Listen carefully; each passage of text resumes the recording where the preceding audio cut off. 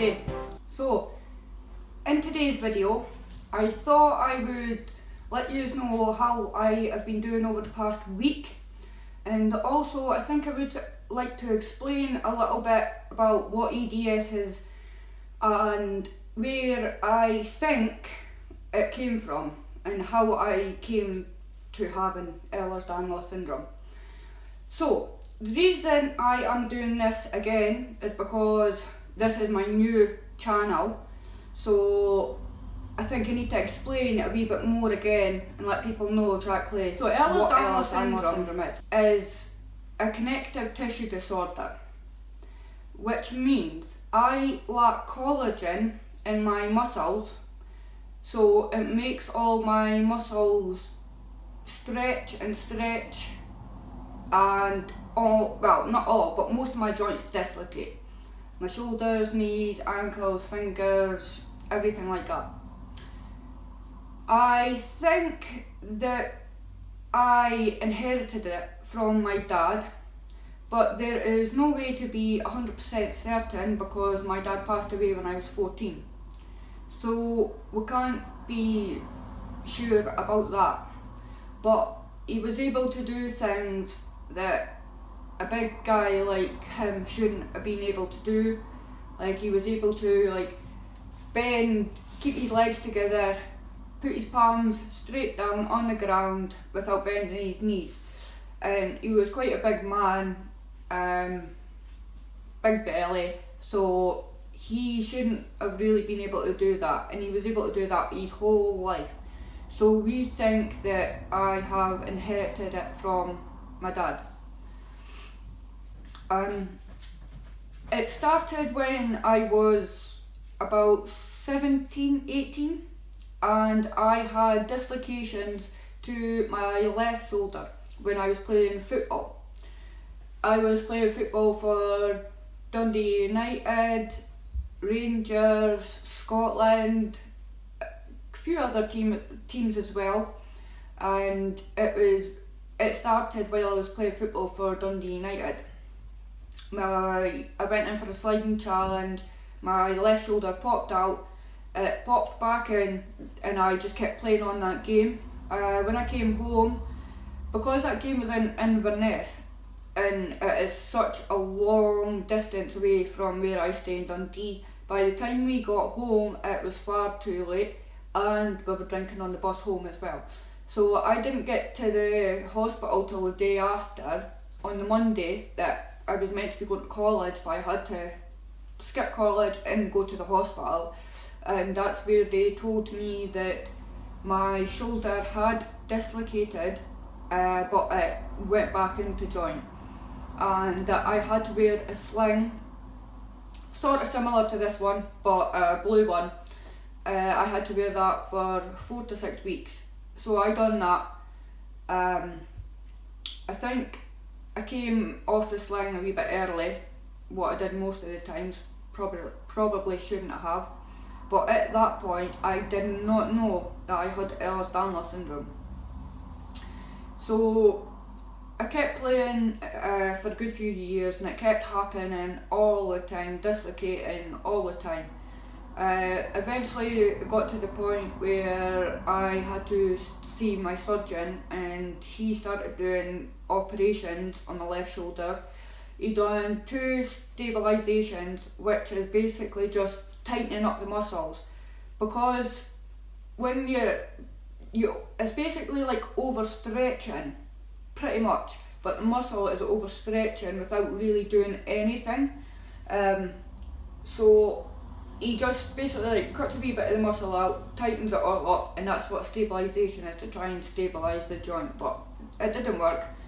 As he opened us up with the second operation for my left shoulder, the actual muscle, the whole muscle, had detached, tore completely off, and was hanging down like at my elbow. Now, I could kind of remember when that actually happened. I was doing an overhead kick, and the way I done it, I put my hand down like that, and then it just totally tore the muscle. It was agony, but that's what happened. I didn't know that had happened until obviously the operation. my surgeon said that he had never seen anything like that before. But that's me. It's just then after the 2 stabilisations, I got a derotation osteotomy, which is basically to rotate the joint, I think, or I can't quite remember what it actually entailed, but that didn't work either. Eventually in 2013, when I was 23, it got fused, and the plate is still in it right now. It's still solid. I can move it to there for the rest of my life, and that's about it. But that's had no complications from it. You get pain when it's really cold outside, and you get stiffness and stuff like that, but it's not had any infections or complications like my right shoulder. But my right shoulder, I started having problems. I can't remember exactly when it was. I think it was 2014. It started getting really bad. I think that was because I had to rely more on my right arm because I only had that one. My left arm had been operated on, so I couldn't move it too much. It was fused, so it was strange only being able to move it like a wee bitty, and I was still getting used to it. And I think that's why my right arm started dislocating so much. So I got a stabilisation operation in 2015. In 2014, when my right arm started getting a lot worse and dislocating like almost every week or every day, close to that. I was pregnant in 2014 and I gave birth in 2014, so I couldn't get any operations to try and help my shoulder. I had to just basically put up with everything and just get on with it. 2015, I got a stabilisation operation on my right shoulder, which failed. I can't remember if he tried the derotation osteotomy on my right shoulder. I don't think he did. Maybe, I'm not sure, but in 2017, that is when I got my right shoulder fused. February 2017.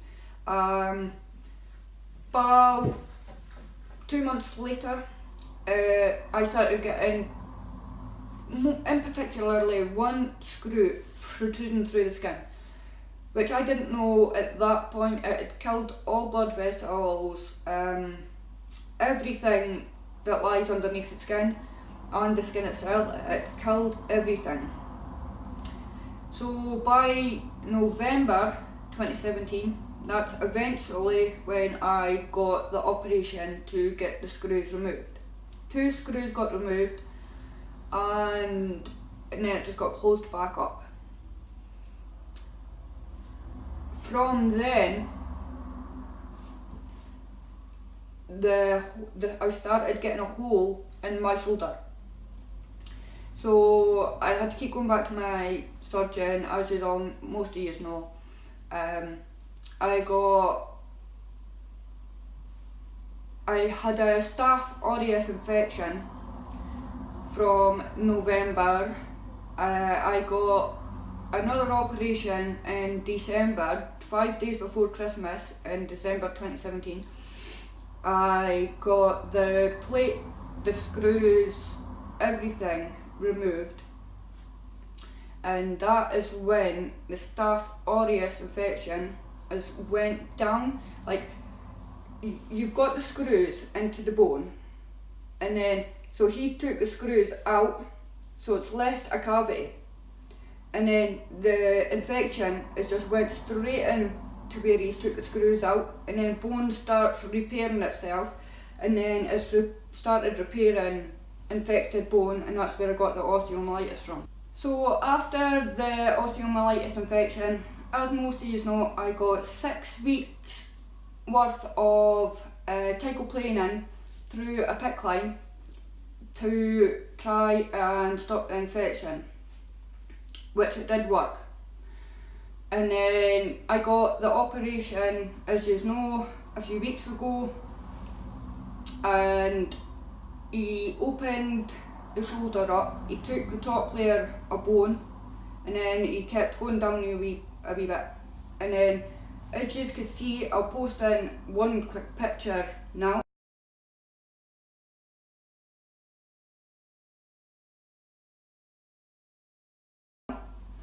That stuff that I've got the arrow to is the poison.